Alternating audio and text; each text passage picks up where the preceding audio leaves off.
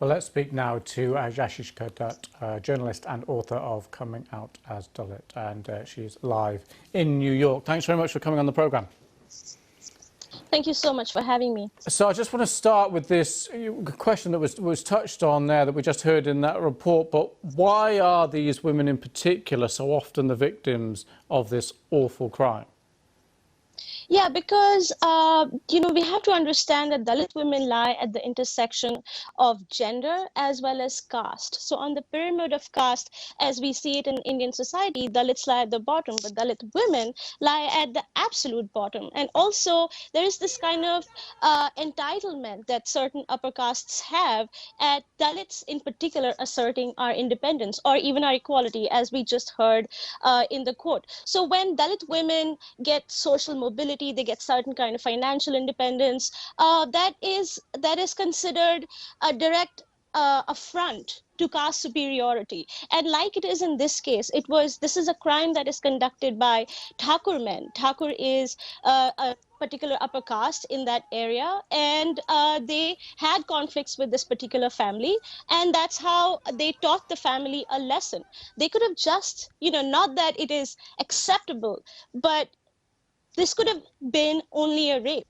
The reason that we saw this kind of brutality that it's difficult to even mention on air is because she was a Dalit person, because they knew that they would have this kind of impunity where the police would often fail to file the first information report, the courts would protect them, the entire system would be behind them. And also there is this inherent idea that Dalit women get raped, but also it's not such a big deal, that they often when they ask for justice, it's exactly like how we see in the US when Black folks ask for justice. The response is, well, how much are we going to give? So this is the same idea with Dalits in India. Okay. When we are asking for justice, the whole idea is, haven't you gotten enough already? Well, how much progress do you think still needs to be made then? Because we had that awful case in 2012, that awful story that went right around the world. There were changes as a result of that, strengthenings in the law. That doesn't seem to have made much difference.